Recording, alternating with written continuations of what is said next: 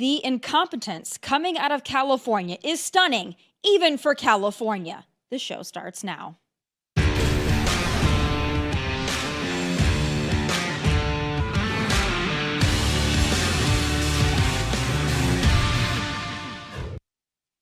The fifth largest economy in the world doesn't have enough water, enough firefighters, resources, planes, trucks, or leadership to handle these historic wildfires, and that is unacceptable, just fully.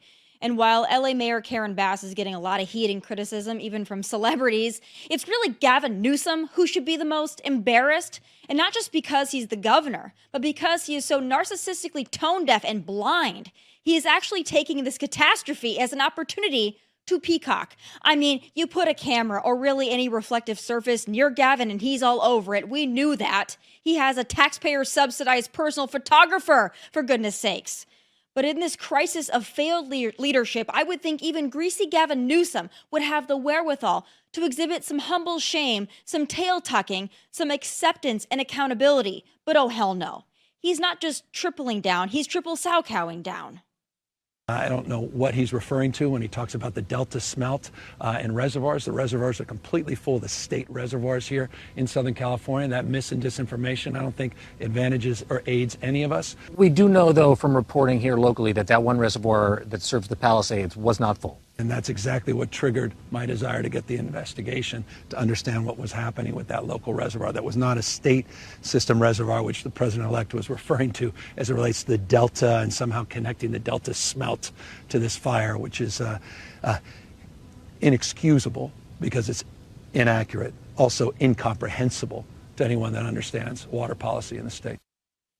I don't think he understands water policy in this state, but it takes a real piece of crap to blame Donald Trump, who is not even president right now, for the epic mismanagement of the state you govern, Gavin.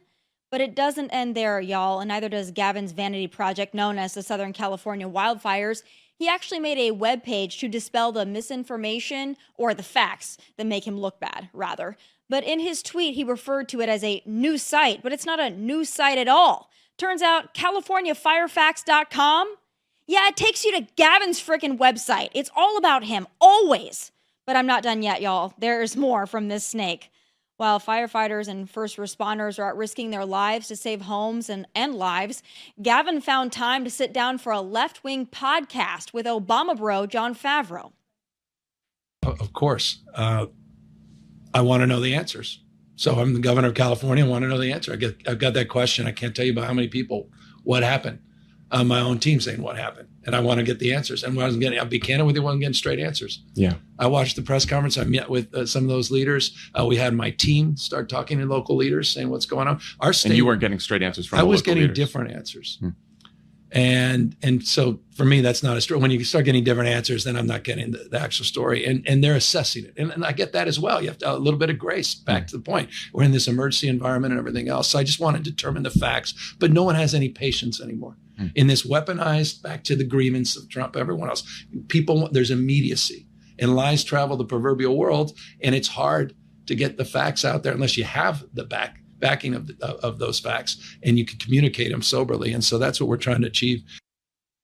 Not sure if he was doing the Trump dance there or his own version of sign language, but either way, sitting down for a podcast while your state is up in flames to cover your own ass because you want to run for president in 2028, well, that's classic Gavin. But here's the kicker. He's too narcissistic to understand that him putting himself in the spotlight only shines a bigger spotlight on his complete and total ineptitude, arrogance, and total a-holery. That's a new word just for sicko Gavin. His 2028 chances are done, and so are Kamala's, by the way. Where the hell is she?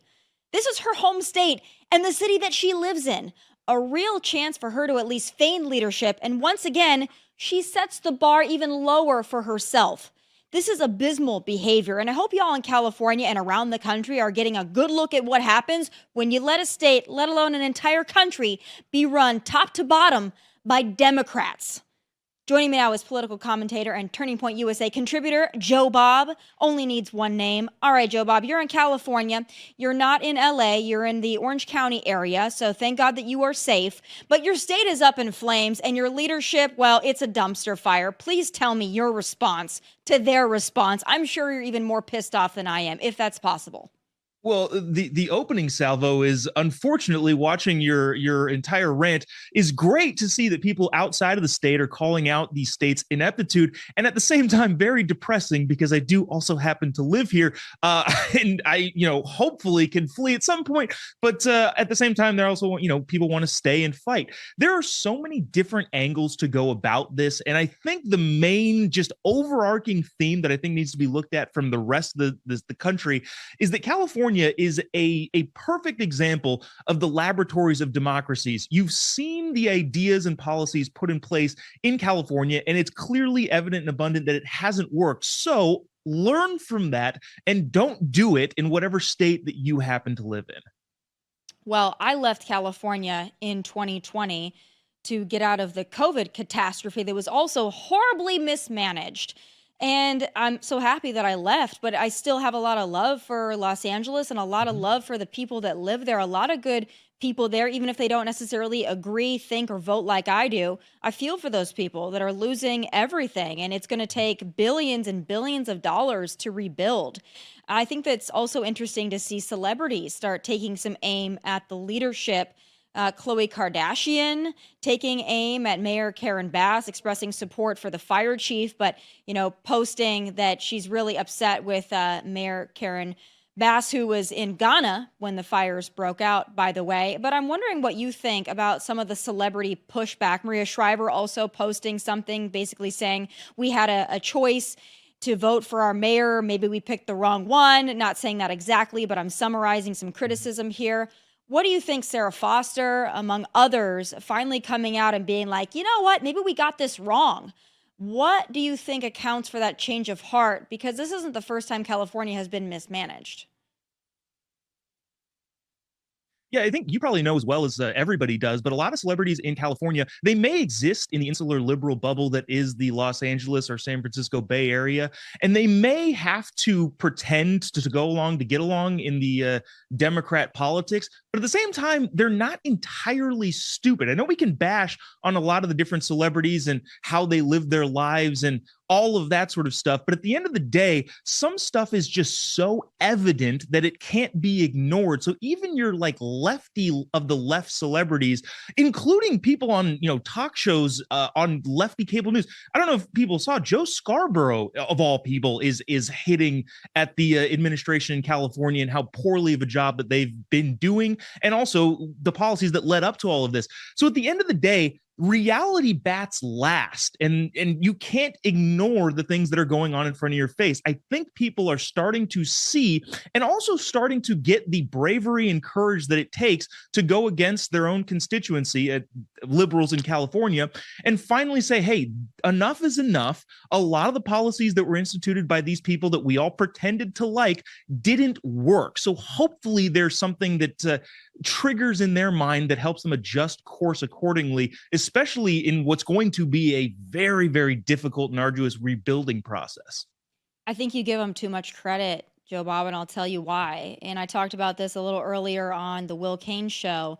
But I think what this is outrage by these celebrities that they are no longer insulated from what the rest of the people in California have to put up with. And I'm not talking about fires and natural disasters necessarily, but just mismanagement in general. I think that they've been largely insulated, though they do pay an incredible amount of taxes. They also make a lot of money in entertainment and movies. So they're okay paying those taxes because even when they pay the taxes, they can still afford the mansions and they can still afford all the finer things in life. So they're willing to do it. But now they're realizing that all the money that they pay in taxes and all the connections that they have and all the fame and the prestige didn't protect them from the wildfires, because when there's no fire or there's no water in your fire hydrants, and when you don't have enough firefighters to combat the fires, and when you have horrible mismanagement, your money and your connections don't save your ass. So now they're mad because it's like all these things I've been protected from. I can afford a gate. I can afford private security. I can afford to have the best of the best. I can afford to be connected to the best resources. And so normally they're insulated from everything that the hellhole of California has to offer them, but not this time. So I think now they're finally understanding it because it's come home to roost. But they never cared about all the other people in California that have to deal with this on a daily basis. So I think that they're being given too much credit for their sudden awakening. And I don't think they're going to change the way that they vote. Are you confident that they will next go around? No, to answer your question, no, I'm actually not confident. But I think maybe this is an opportunity to point out some of the very, very bad policies that have reaped this incredibly bad situation. Now, of course, natural disasters do happen, but the preparedness for it and the response to it is all within the policy creators' control. You talked about the water situation. People don't know, and they should be made aware. And hopefully this is a conduit in the tragedy. Hopefully this is a conduit to allow people to discover this sort of stuff. California complains about droughts incessantly. Everybody is told, well, you can't water your lawn, you got to take shorter showers. California has not built significant water storage in 45 years. 1980 was the last time California had any sort of significant water storage finished or completed. We passed, I think, $4 or $5 billion of water storage in 2013 and has seen nothing for that. I think it's called the Sites Dam project. The reservoir has been in the planning process since 1950. So yes, you're probably right. And I think that at the end of the day, a lot of these people won't actually change their minds, but at least we can maybe nail into their heads a lot of the real on the ground facts that they've been ignoring, so that maybe even if they don't change their minds, maybe they stop spouting off their mouths to their massive platforms to kind of maybe second guess what they're saying in the moment. Maybe that is the biggest hope that we can have. And unfortunately, I don't know if you're entirely wrong that they won't change their minds, but again, if we can stop them from running their mouths, at least maybe have some little bit of shame while doing so, I'll take that win, even if it's minimal. I think the big test is going to be the rest of this award season. If they go up on stage at the Oscars and they start talking about climate change, or they start hinting at their fear of Donald Trump or all those things, I think people are going to be just completely over it. Like, Donald Trump did not get you into this mess, honey. And also, the fact that they would have this devastation in California and then go and have an Oscars and get their big goodie bags and their Wolfgang Puck meals and all of this stuff in California, while average California folks are going to be struggling and they're not going to have a home to go back to. These people have several homes. A lot of them, these celebrities, they can go to their other home or they can fly to Aspen or whatever. So it's just really frustrating for me. And I think that some conservatives are really too quick to pat these celebrities on the back because they're sending out a tweet that seems bold and brave. Give me a break. Next thing, and then we'll wrap the celebrity news up, is I also think it's really disgusting. Two things. Mandy Moore, she got a lot of heat for posting a fundraiser for her in-laws who lost everything. You know, Mandy Moore, obviously very wealthy, well-known celebrity, has been a celebrity, you know, since I was a little girl, right? She's telling critics to kindly F off after the backlash of her sharing her family's fire relief fundraiser. That's pretty bad. This one might be even worse. Again, from my generation, we all loved The Hills. Spencer Pratt and Heidi Montag of The Hills. Spencer's out there wanting his fans to support his endeavors so that they can rebuild. I want to play you this clip and get your take on how absolutely inappropriate and distasteful this is. Take a look. If possible, can you go to the post before this and watch and like that video? Because I'll get up to $1,100 from TikTok if it's one of the top 10 most liked TikToks with that song. So more likely $200 it says, but it can go up to $1,100. So they have a big call with Hulu, allegedly, on Monday. So we got, today's what, Saturday? 2 days to spam every Hulu account, X, IG, TikTok, anywhere there's Hulu, just Spidey show, Heidi and Spencer reality show. So Monday, their social media department calls and they're like, you better give Heidi and Spencer a new docuseries about rebuilding their lives and their house out of the rubble. I'm speechless. What's your take? And then I'll give you mine. Mine probably ain't going to be as nice as yours. I don't know if I'm going to be nice. I think the main thing is, well, first of all, I don't necessarily appreciate you guys terrorizing my eyes having to watch that. And second, it's as if, I mean, at least the way that it sounds and the way that it comes across, it's as if they're the only people that were affected. We're talking about thousands of people and it being a me thing. Now, I'm fine with celebrities saying, hey, we're organizing and raising money for the entirety of this massive problem. But that was very much I can make $1,100 from the Chinese Communist Party, by the way, on TikTok if you share this video, me. And just assuming that it doesn't affect anybody else, that is an insanely tone deaf thing. Where are their PR people saying, hey, don't post that? Or how about this? They haven't had a functioning reality show since I was like 11 years old. And to my knowledge, other than a few reality shows here and there that have been disastrous, neither one of them have had a real job. Go get a real job. The fact that they're like, you know what we could do? We could have a Spidey reality show about a rebuild after the fire. We could make some money off of this. So go and support our new reality show because we're that desperate for attention. We don't think we have to work like the rest of you who are, when I read stories about the man who was found burned alive holding a hose to try to tame down the fire to protect his home of 30 years, a man that probably didn't have a whole lot, and was really concerned about his house because he knew he couldn't rebuild it, and he dies with a hose in his hand. And then I see this little prick on there saying, go listen to Heidi's song on iTunes. We could make some money. I'm sorry. I'm infuriated. I'm not just disgusted. I'm actually getting red in the face. It makes me so mad. So for anybody out there, there's real people that are suffering, and there are animals that are suffering, and there are rescues you can donate to, and real people that need your help. Put your money and your resources there, not to that little brat. Now I'm going to move on because I'm actually getting really heated about this, Jobob, and I'm sorry. It just makes me so mad. Here's another thing that maybe we can laugh at. There are some folks that don't think that Mayor Karen Bass should be getting criticized because she's been a black woman for a long time. Take a look at this clip, and I'll let you react first. Let me tell you something. She's got a spine of steel. Yes. And she's also been a black woman in America a very long time. So none of this is new to her. We're mad because we're tired of it. We're mad tired for her. We're mad for her. And this, we have fires every year. And I don't remember in the 30 years almost that I've lived in LA, I've never seen everybody react like this to the mayor and blame one person for a natural disaster. Yes. I've never seen it. Now, what's different this time? Interesting, isn't it? You said that. Amen, sister. Amen, sister. What do you think? Well, I'm glad I have a good excuse. Next time Media Matters writes a bad article about me, I could say, I have been brown my entire life. My dad has been an immigrant his entire life, and therefore I'm immune from any sort of criticism. And I guess, are they aware that we're also dunking on the cisgendered white male that is Gavin Newsom? It has nothing to do with her race or gender. It has everything to do with the fact that she's totally and utterly incompetent. And I couldn't care less what she is or even what she identifies as. She did a terrible job in the prep for all of the natural disasters that could happen, and especially in the response to them. And let's not forget, she was in Ghana when the fires broke out, and they're like, oh no, don't worry, she's been on the phone. I hear reports that she took a military flight back. How much do we pay for that?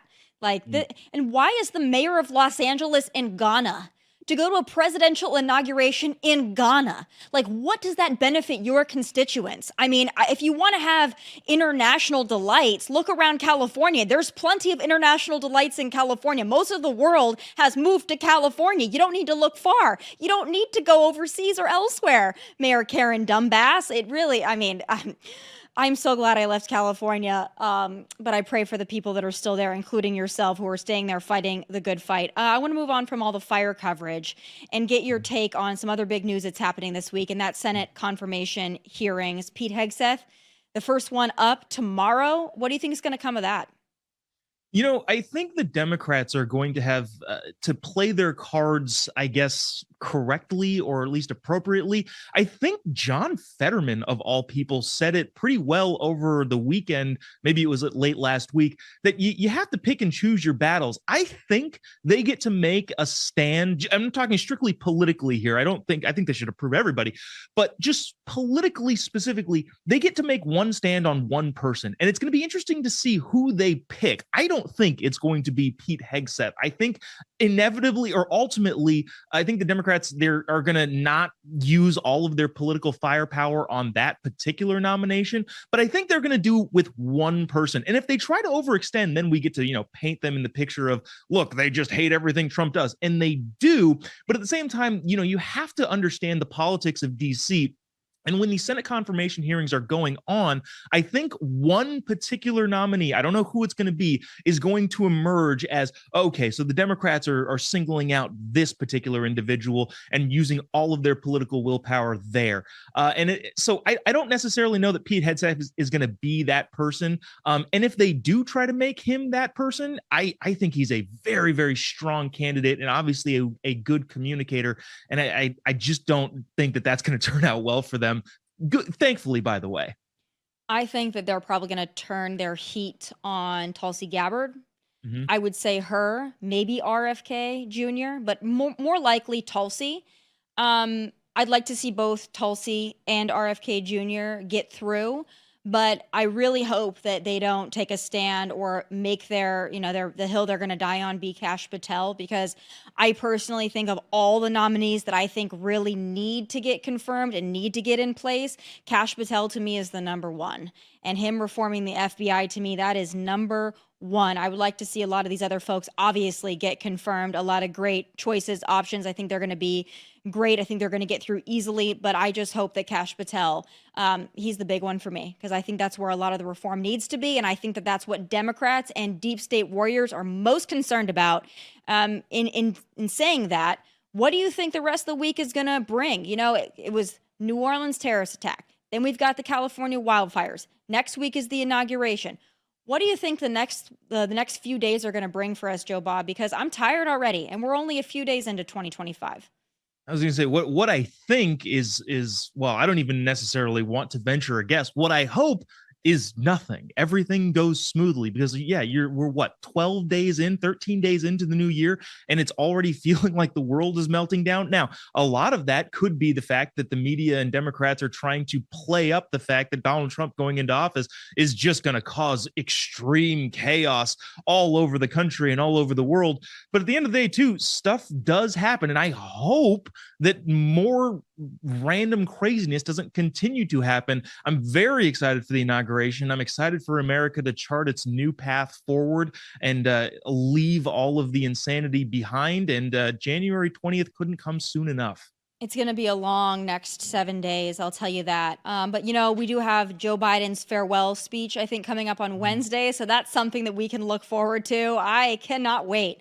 I hope he's awake. And you know what? I hope that he goes full send mode, and I hope that he just says Kamala was an awful choice and screw you, Nancy. And I hope that he says I could have won. I hope he just goes full into it and just maybe bites people. I don't know. I'm excited about it. I think that there's a lot we can expect, and I just want to see Joe just be just full Joe. But you will be Jobob, and we appreciate you. God bless everybody in California. I hope that Orange County is safe. I hope that everyone around you, all your friends and your family, are safe in California. And when you're ready to leave, Tennessee's a great state. Just don't bring anyone with you that votes the wrong way, because we, in that case, are full. But thank you for taking the time with me today. I appreciate it. Thank you. Of course. All right. President Biden says the federal government, that means you and me, will cover 100% of the fire response costs in Southern California. And I have some final thoughts.